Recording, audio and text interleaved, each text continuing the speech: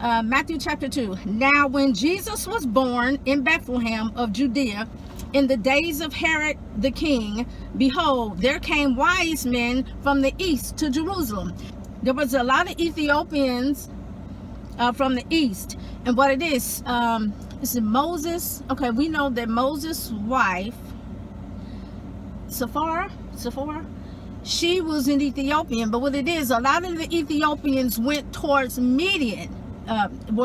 Midian now is like over in Iraq, Iran, whatever. But a lot of the Hebrews, the original Jews from Ethiopia, their dwelling place was a land that they call Midian, where Moses married Sephora.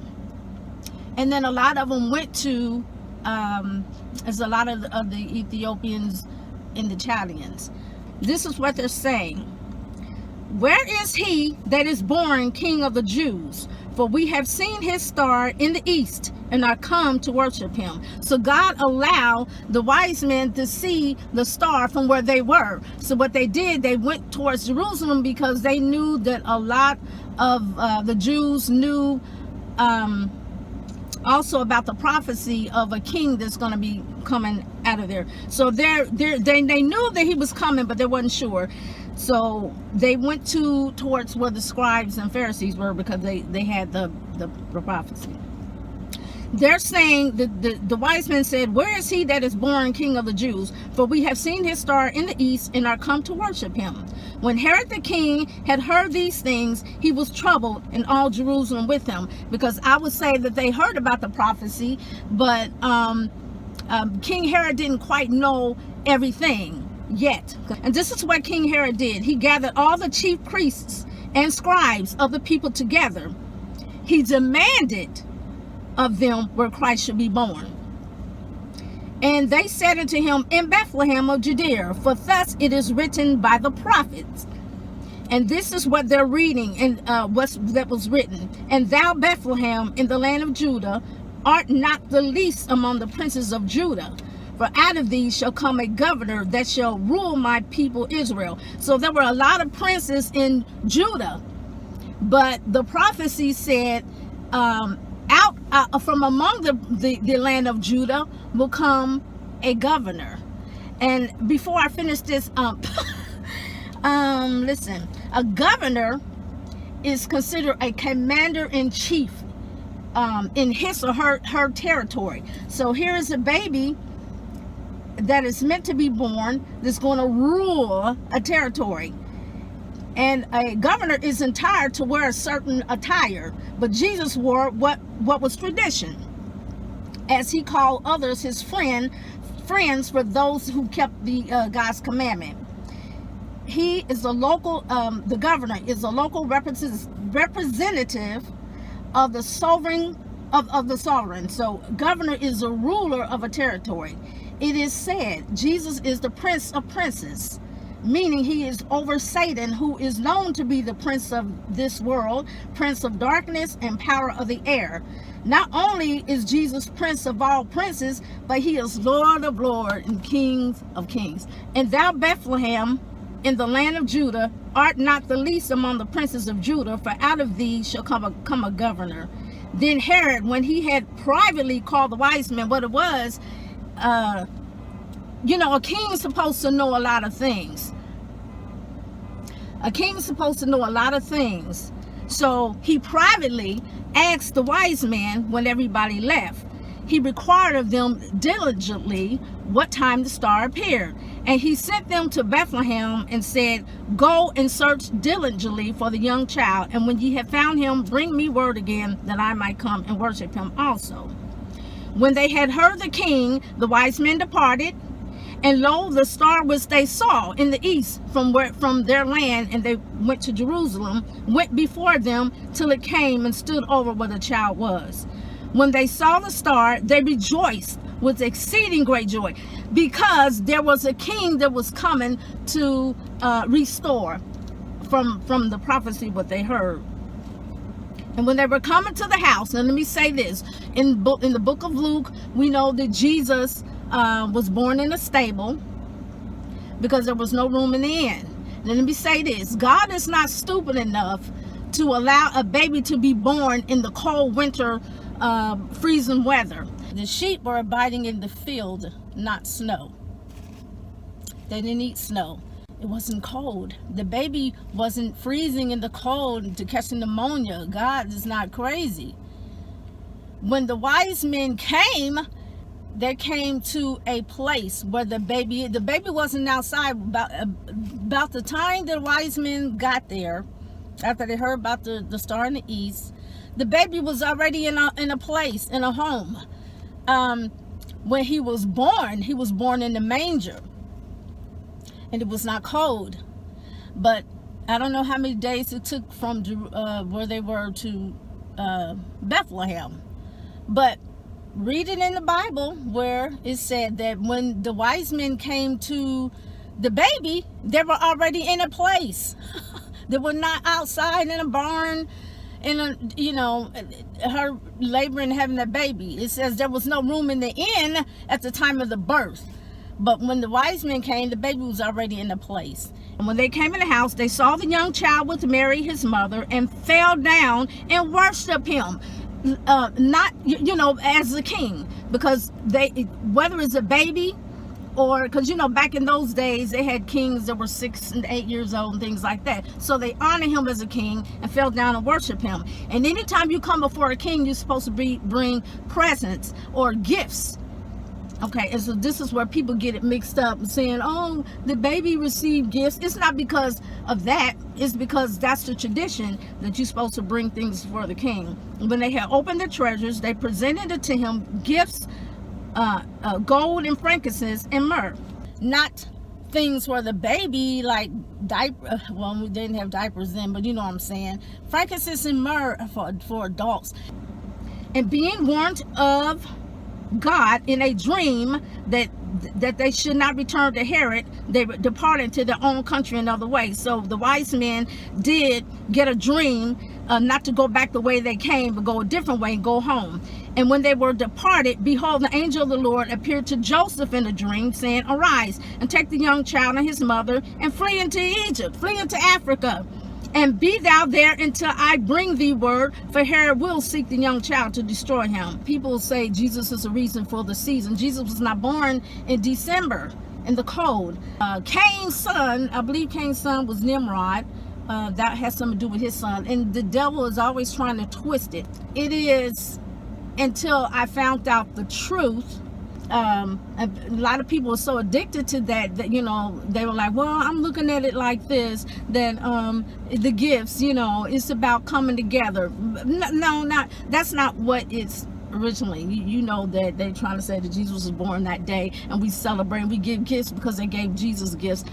This is the time when you need to find out the truth. We've been living on lies for many years. This states whatever was based on, it was on the truth, and then it was on the lies, as Satan wants us to live that way. But anyway, my main thing is Jesus, the ruler, the governor, but yet he humbled himself. People don't want to let go because you've been doing it for so many years, and you keep saying, that's not the way I see it. I see it as the cross, the Christmas tree as the cross. How can you compare the two? The Christmas tree was used as a pagan, but see, you still decorate it, as in Jeremiah was talking about the tree, is decorated with gold, purple, silver. It's placed into the way modern day now, they put the tree into a fasten, and then it has the screws. That's the same as fastening it to wood. In olden days, it was a pagan where they worship. People don't take the time to do it because they say, in my heart. And see, that's why Jesus said he set himself apart from men, because he knew the heart of men. And we get so used to that type of tradition where you give gifts and then you use the fact of Jesus, the baby, received gift. He didn't receive gift because of a birthday. That wasn't his birthday. He received gift by being a king. And when you come in the presence of a king, and see, these are wise men. It didn't say people gathered around to the baby Jesus or anyone celebrating it. Nothing in the Bible, nothing where the apostle speaks about celebrating it. Jesus said, remember my death. And when they presented their gifts, they didn't give him toys and blankets, and even if it wasn't toys, they presented him with myrrh and frankincense. For a baby, what could a baby do with frankincense and myrrh and sweet smelling? Because he's a king. It wasn't to, they didn't present their gifts as a birthday gift, because that wasn't Jesus' birthday. In the fact that he was a king, they came to see the new king of Jerusalem, of Israel. So they presented the gifts. Anytime you go into the presence of a king, you present a gift to them. I know some pastors, when they come to different churches, and they go, other pastors go to other pastors' event, and they present them with a gift. Sometimes it's a suit, a pair of shoes, or things like that. But all pastors don't do that. All people don't do that. But that's what they did. You do even now. Kings of Africa or kings of other countries, when you go before the presence of a king, you present a gift. It's just an honor. It was frankincense and myrrh. That's not baby things. That's to present it for a king. So don't use the fact that, well, they gave Jesus a gift because it was his birthday. His birthday was not December 25th. And you hear it, but you don't care, because you got used to it and you think it's fun. I mean, you can give gifts anytime, but the fact of doing it on that date is being a partaker too. Did I do it in the past? Yes, because I wasn't aware. Now, ask God to forgive me, I didn't know. But since I know, and since you know, then you come out from it. But people don't want to let go.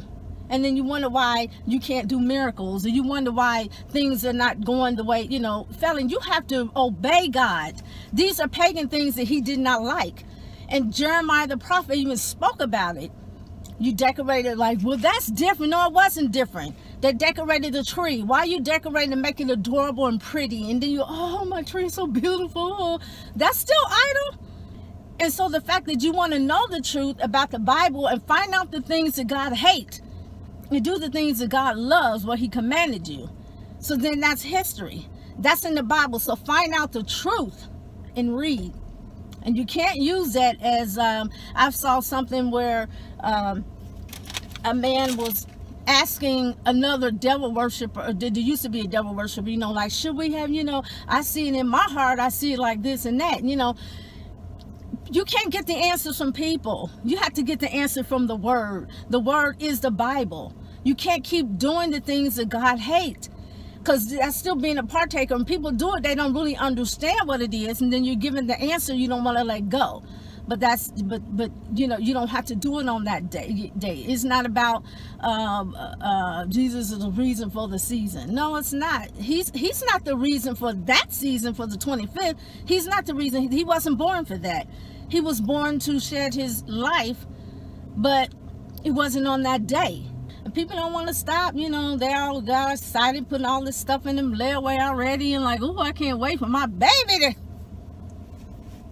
Oh my goodness. You can still get things. Your child need things. Your child need clothes. But does it really have to be on that day? That's still being a partaker, because you feeling it. Things are getting close to the end.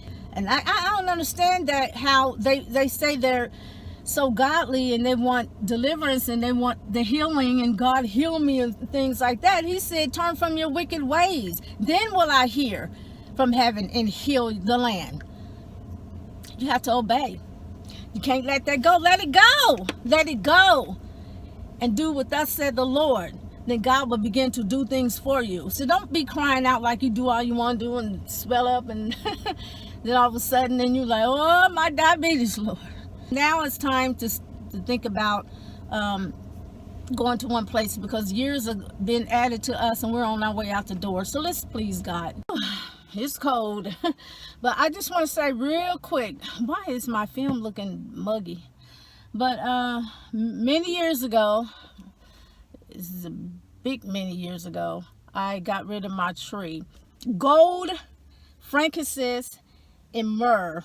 It's not for babies, it's for kings. I know people will say, well, I spent all this money on this tree and blah blah, and when I wasn't really aware, I really didn't fully understand about Christmas.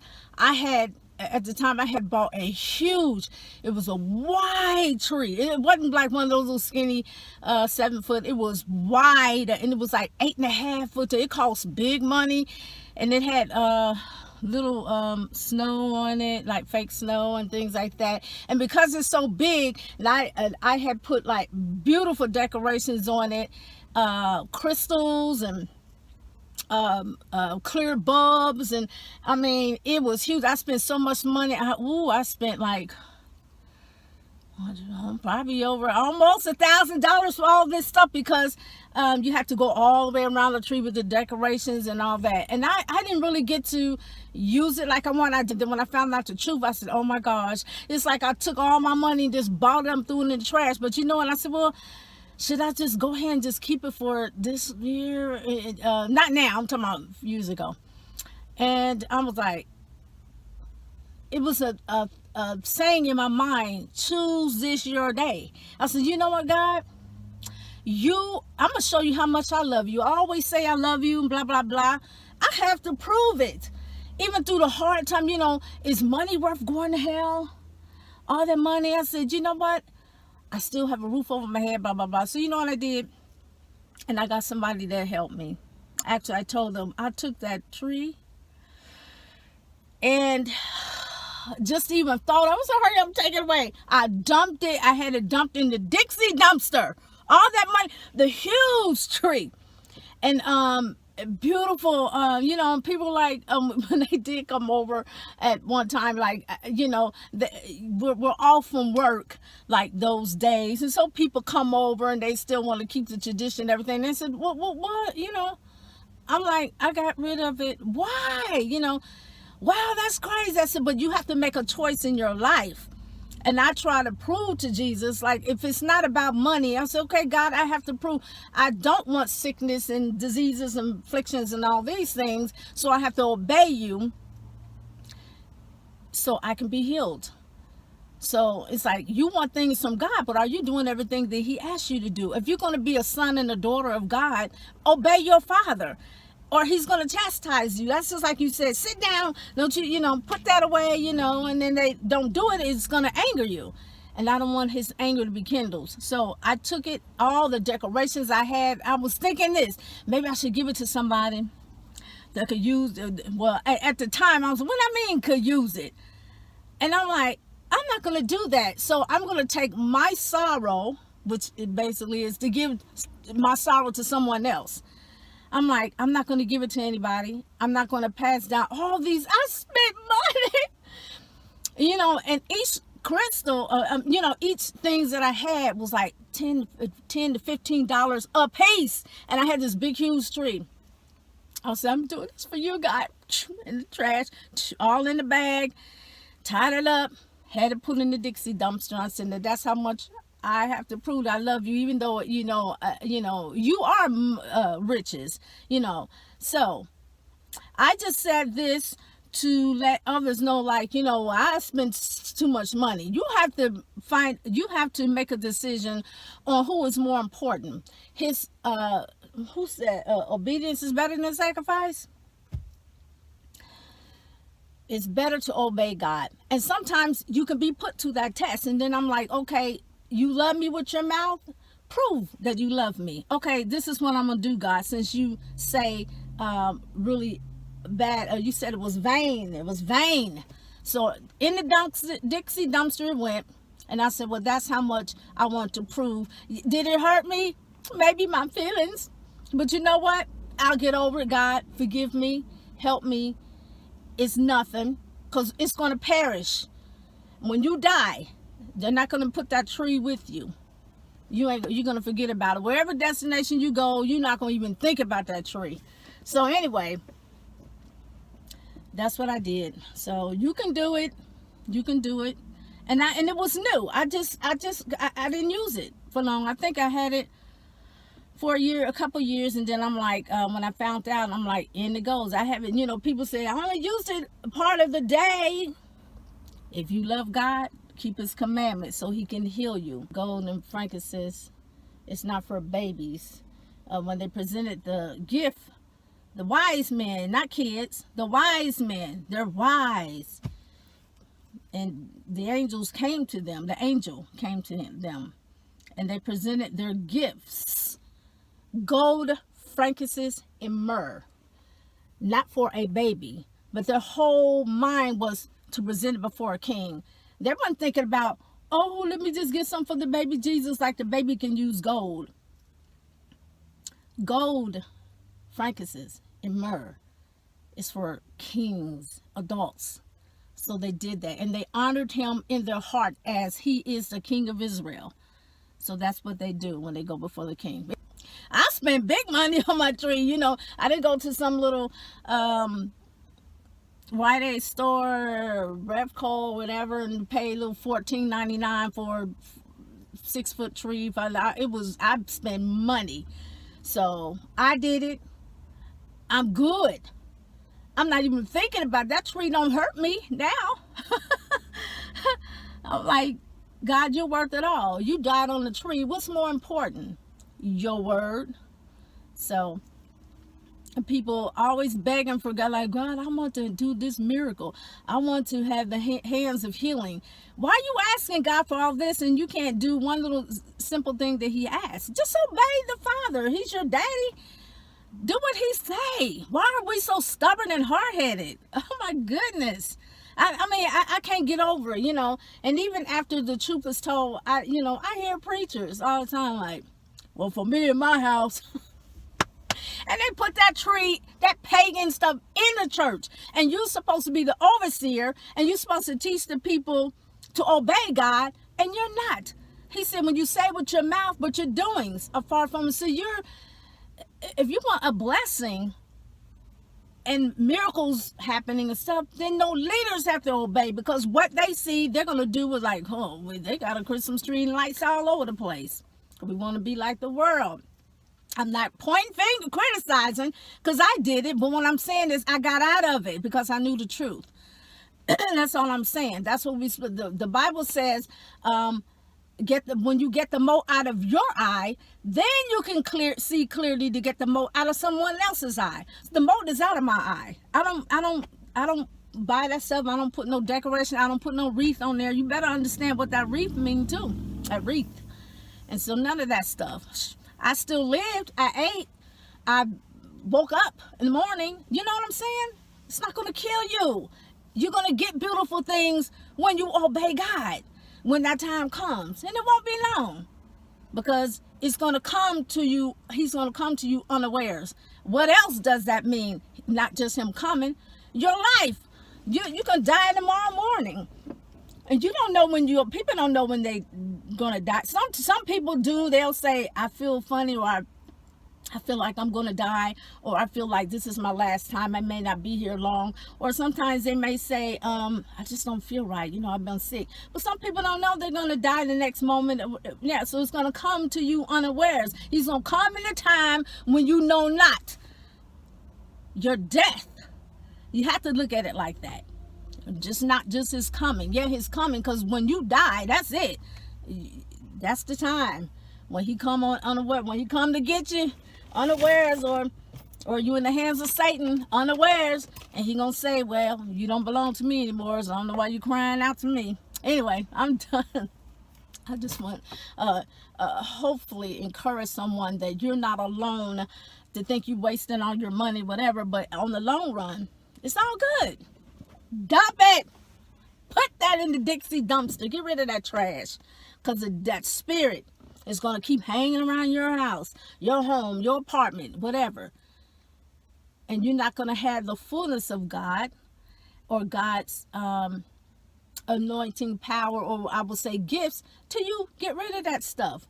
You don't want the devil hanging around your house, okay? Or hanging on you. All right, you have a nice day.